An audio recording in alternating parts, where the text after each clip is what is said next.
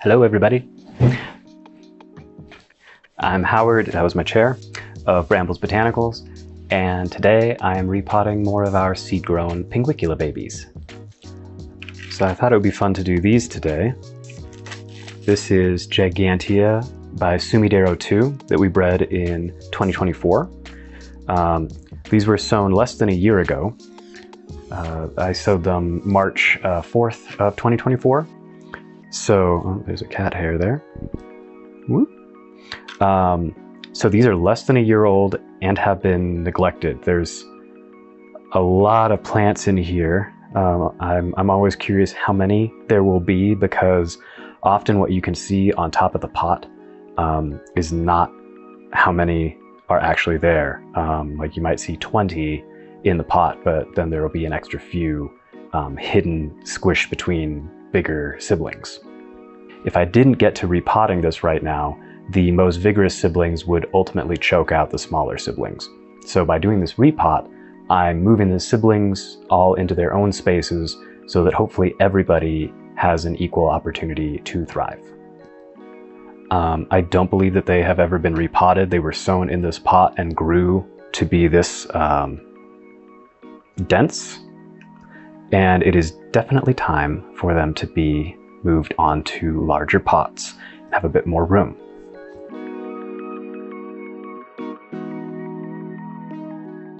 I'm really excited to see what these end up looking like as they get into adulthood and we see some flowers. Pinguicula gigantea is notable for being possibly the largest Pinguicula. So there's size in these genetics. But then Sumidero, and specifically Sumidero 2, has a very large flower, a very large flat flower. So hopefully these plants meet in the middle and we get a larger sized but not maximum sized Pinguicula, and then we get bigger purple flowers as opposed to the smaller, ironically smaller, flowers of Pinguicula gigantea. The leaves of Gigantea are big, not the flowers. The flowers are average.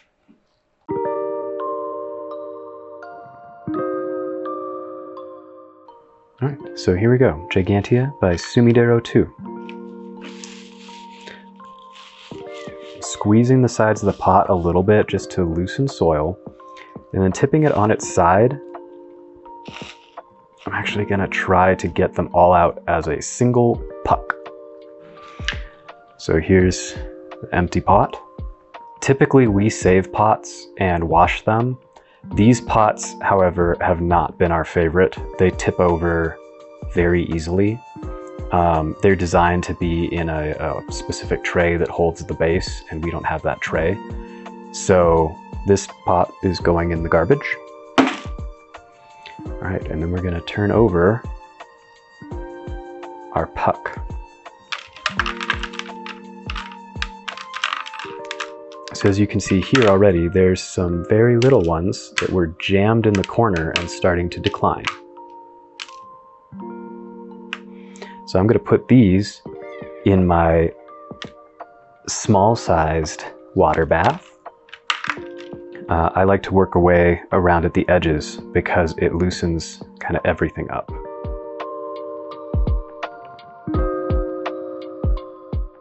And I like to try to get rid of all of the green moss because it can be very aggressive.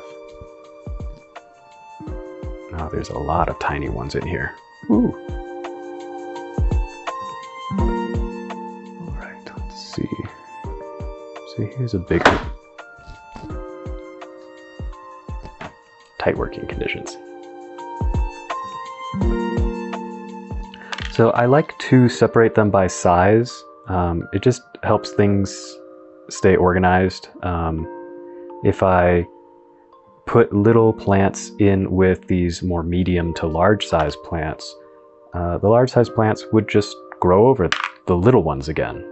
The medium to larges would grow over the little plants again. And I don't want that. So the little ones are gonna go into a pot for little plants, and the larger ones are going to go into a pot for larger ones. I guess I'll put that in there.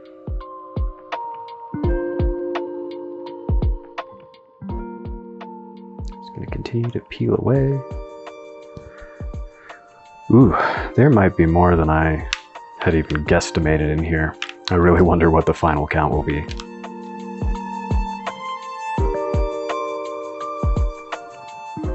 Oh no!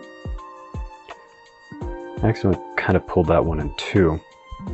That does happen. It is unfortunate, but it may also not be the end of that plant's life. Pinguicula reproduce by pullings quite well.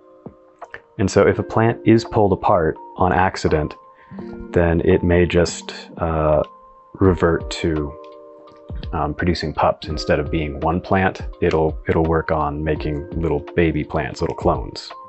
All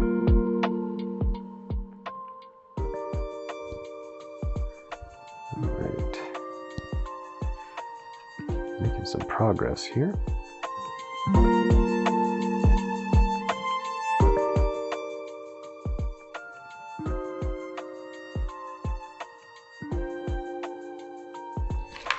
There's still a lot here.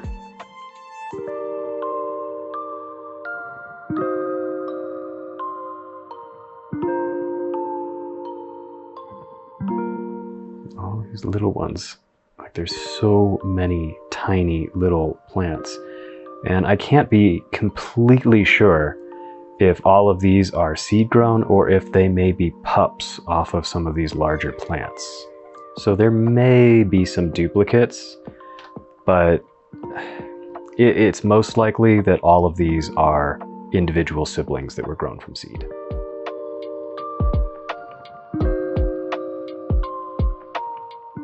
That's a sizable one. May almost be deserving of its own pot. Oh boy, there's a ton of little babies here. They're not quite microgreens or sprouts, so I like to sometimes call them, but they are very tiny. And they're all clinging on to this one larger one. So if I could get the little ones into water, they should separate more easily, but it's just trying to get the little ones off of the big ones so that I can size categorize them. There we go.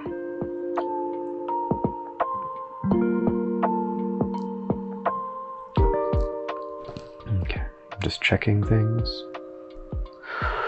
Hopefully nothing has stopped recording. I can't see the screens very well. I guess that one will be medium. Put in the bigger container.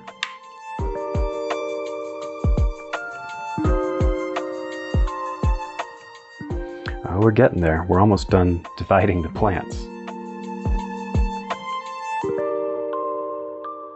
Just one small step in a repot. Get that off there.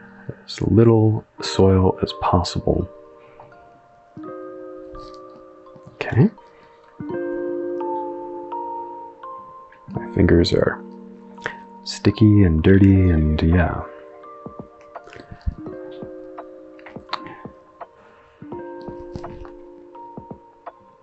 Okay. Computer almost went to sleep on me. That wouldn't be good. I'm using it for recording. Almost there. Tiny.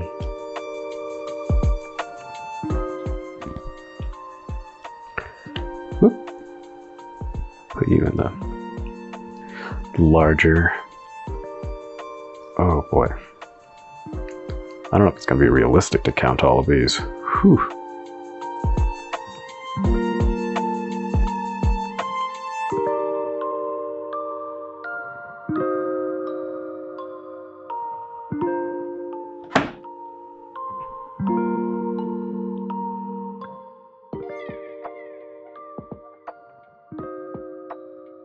Okay. Whew. Well, I think that's everything. I'm gonna glance through here for, oh, there's a worm. Glancing in here for any tiny plants that I happen to miss or fell.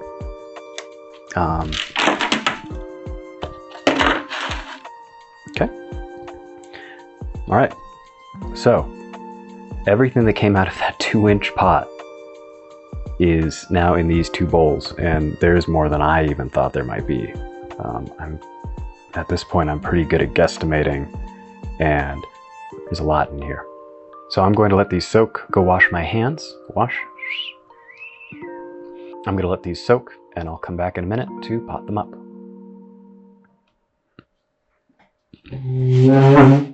Whoa.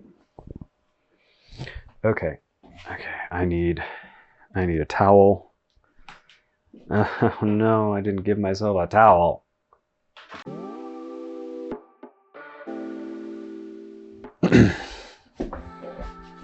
All right, so it's been a few hours. I'd hoped to get back to these more quickly, but life happens. So now we need to prep some pots. These are 3.5-inch greenhouse megastore pots, and this is what we prefer to use for multi-pots that contain lots of seedlings. Before we put any media in, we like to add a drainage layer. This is chunky pumice that has been rinsed.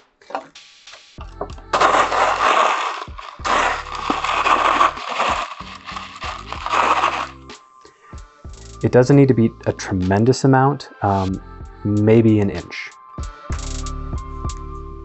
This is our House Blend specialty ping mix. It is 1/4-inch pumice, 1/4-inch perlite, both rinsed, and then some milled sphagnum added in as well. And then there is an addition of lime, which most of the pings really seem to like. And from my experience, Gigantea and Sumidero strains both really like lime. So all of these seedlings are going to go in our lime mix. We don't have this for available. We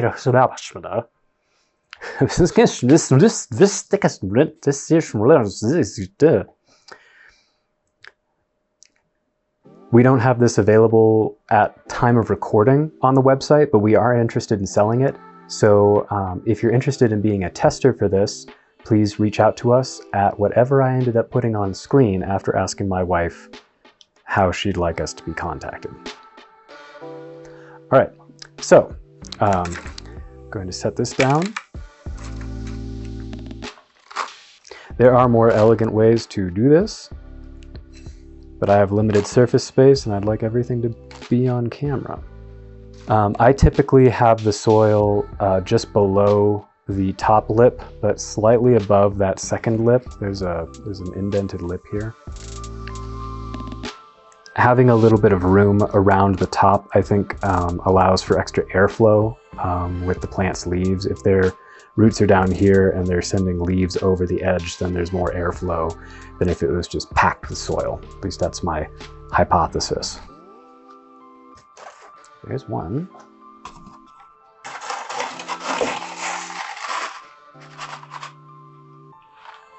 Drainage layer.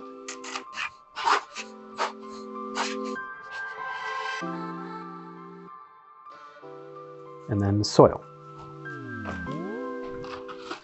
Drainage layer.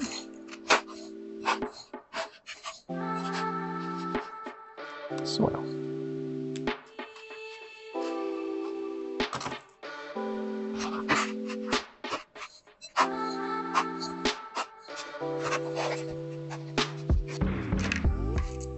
Luckily, I have more of this, so I'll be right back.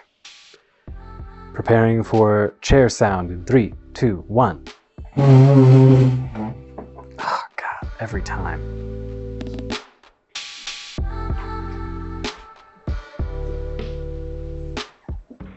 And again, it's not as bad sliding it in, it's the pushback that generates that squeaking friction.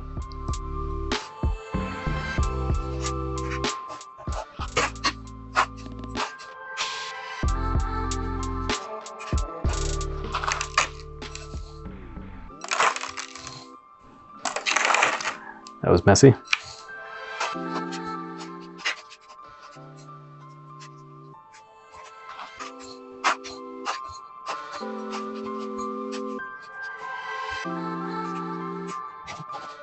All right, we'll stop there. I prepped 7 pots, and I'm not sure how many pots these plants are going to take. So we'll start there and see how it goes. I did pre-write some tags. Oh, the lighting is blowing that out. How about that? Is that any better? Hopefully that's better. So I'm gonna stick those in the pots.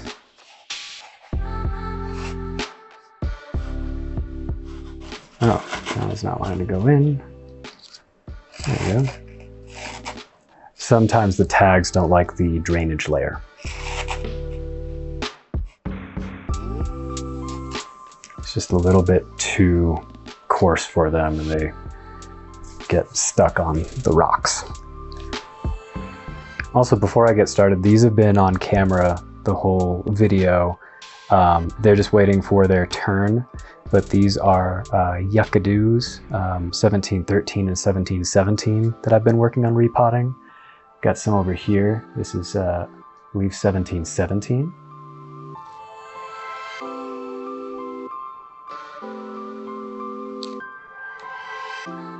Yes, 1717.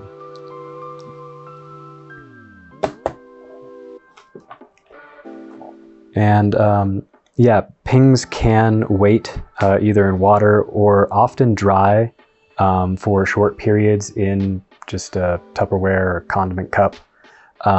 Same with pullings. These are all pullings of Yuccadoo 1717, and I've been letting them callus, which seems to be helpful. I'm still testing the hypothesis, and there are definitely exceptions. Yeah, allowing the leaves to create a callus before you put them on soil seems to be beneficial.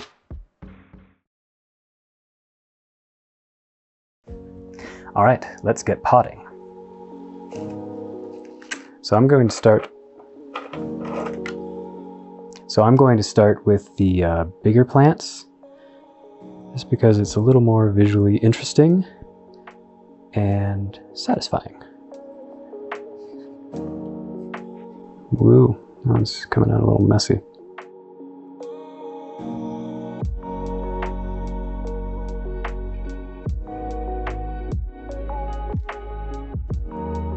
Dead leaf on that one.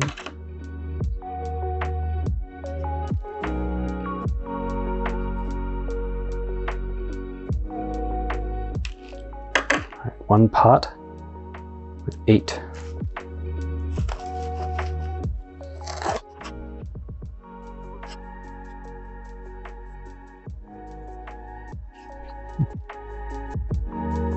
Very gooey. Let's see if I can get the next one out quickly enough. Oops, accidental pulling.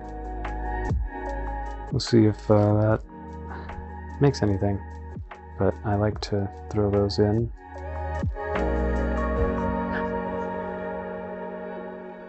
Gooey.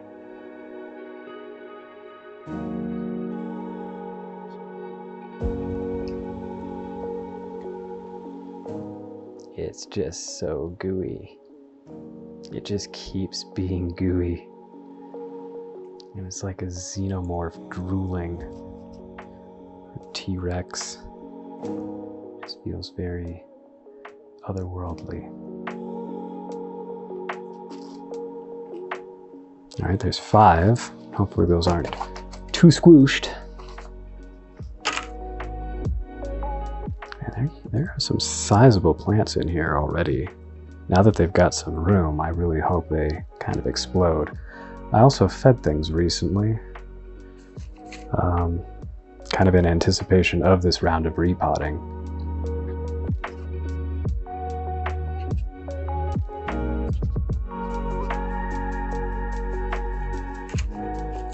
All right, so just 4 in this one, though I am tempted to actually switch a few. Take the biggest of these and put them in here, and I think that makes more sense.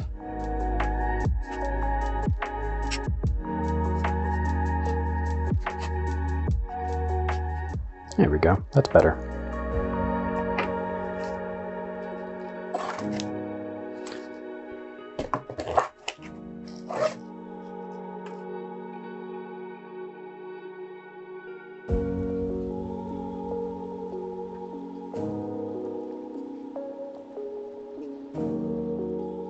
So Pinguicula have very shallow roots, and because of that, at most I only need to make a small indent in the media and then just kind of anchor the plant in with whatever little roots it has.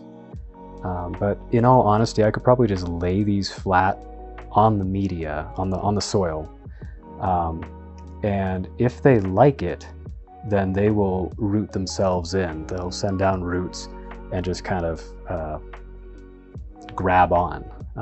These plants in the wild typically grow on vertical surfaces like cliff walls, really. So they're designed to hold on very well, even with minimal roots. All right, so now we're getting down to the little ones. They can be finicky and time-consuming.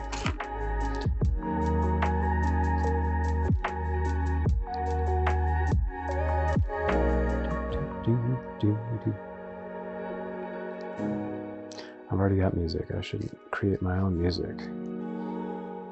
All right, I think that's everything for the medium to large, for the larger sized seedlings. So I'm going to move this back so I can focus on this one.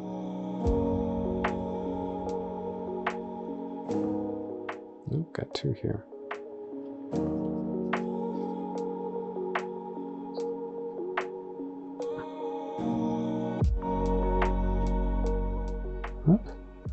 Almost buried one because it attached to the roots of another. That wouldn't have been great.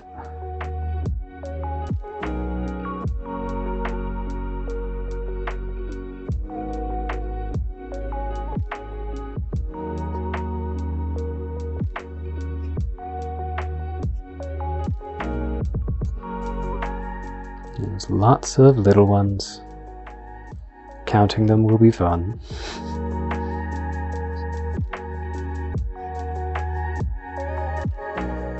And I like to try to arrange them in a grid, but they seem to just kind of end up where they end up. Similar to my comment on not needing to make an indent for them and just placing them on the soil.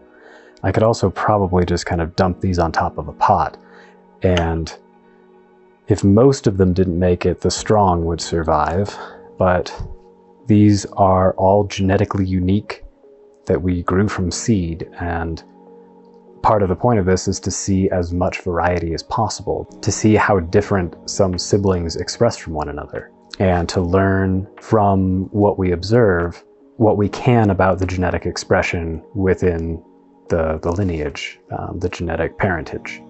It may be masochistic of me, but I like to try to have as many of these survive to adulthood as possible, whether it's me growing them or someone else.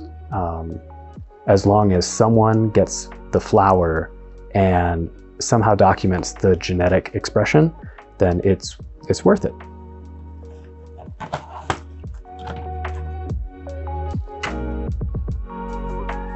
Let's get some of these more gangly plants out of here. They're difficult in the water and they're difficult to place in a pot, so it's best to do them early.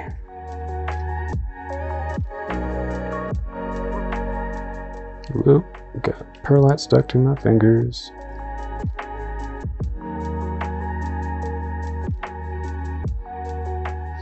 Another trick is getting the plants to let go of your finger or the tool that you're using, like the tweezers, and adhere to the soil instead. Some plants are easy, some plants are Klingons. And I mean that in the best possible way. There's three that I'm just gonna let be.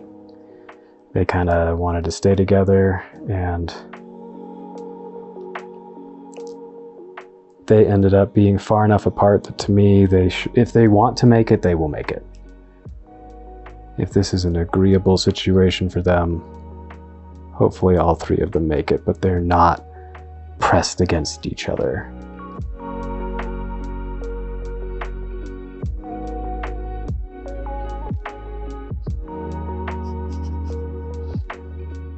And it's easy to want to put the smallest plants on the outside, like I started to do here in the corner, but really they have the best chance of making it towards the middle.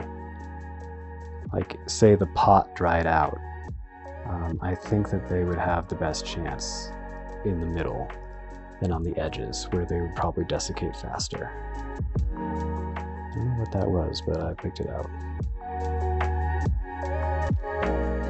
I don't know if this one can be called a plant. I think it got pulled apart on accident. But it might propagate something.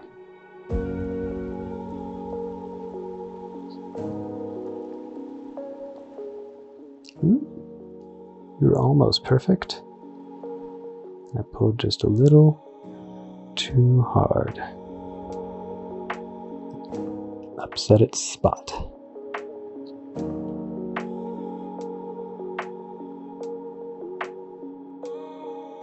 At this point, it really is mostly tweezers.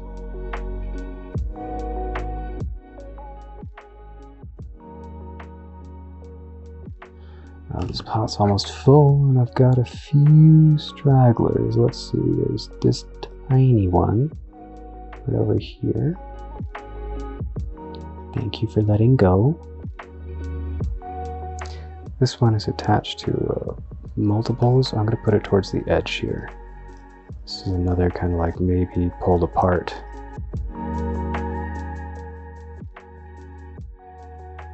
Okay, that's looking pretty good to me.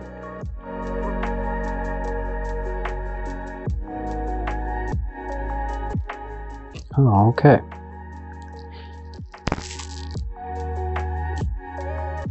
I think that's everything. So all that's left is pullings, I believe. I don't see any actual plants there. So, hey, I actually used one pot fewer than I thought I would. So that's nice. So now that we've potted them, let's count them.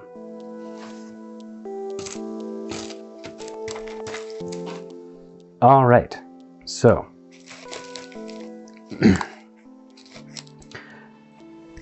we've got 1, 2, 3, 4, 5, 6, 7, 8, 9, 10, 11, 12, 13, 14, 15, 16, 17, 18, 19, 20, 21, 22, 23, 24, 25, 26, 27, 28, 29, 30, 31, 32, 45, 46, 47, 48, 49, 40, 41, 42, 43, 44, 45?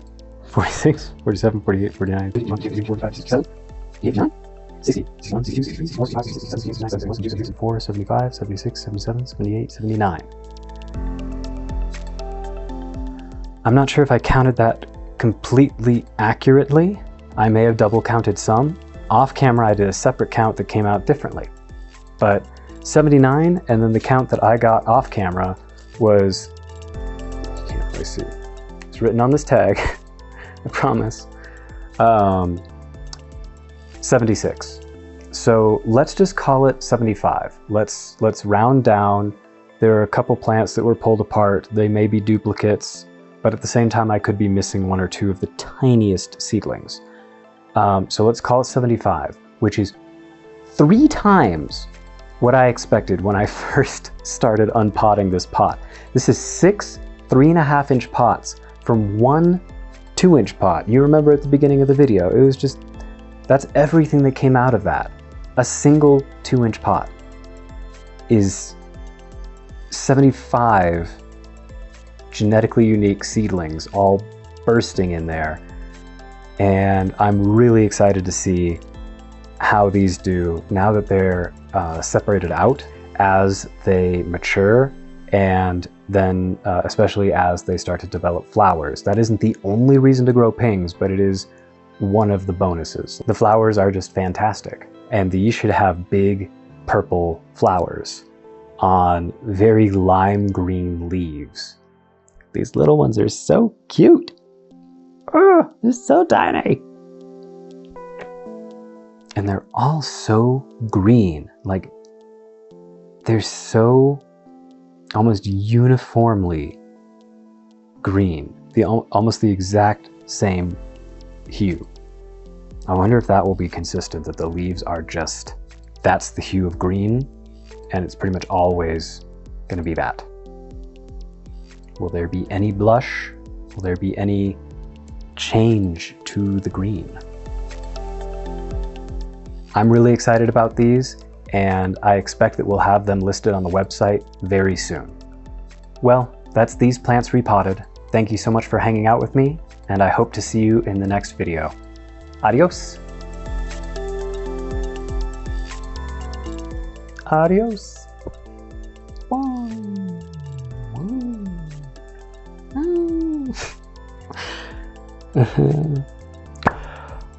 I think I've got it. Howard, can I be done now? Oh, that's me. Yes.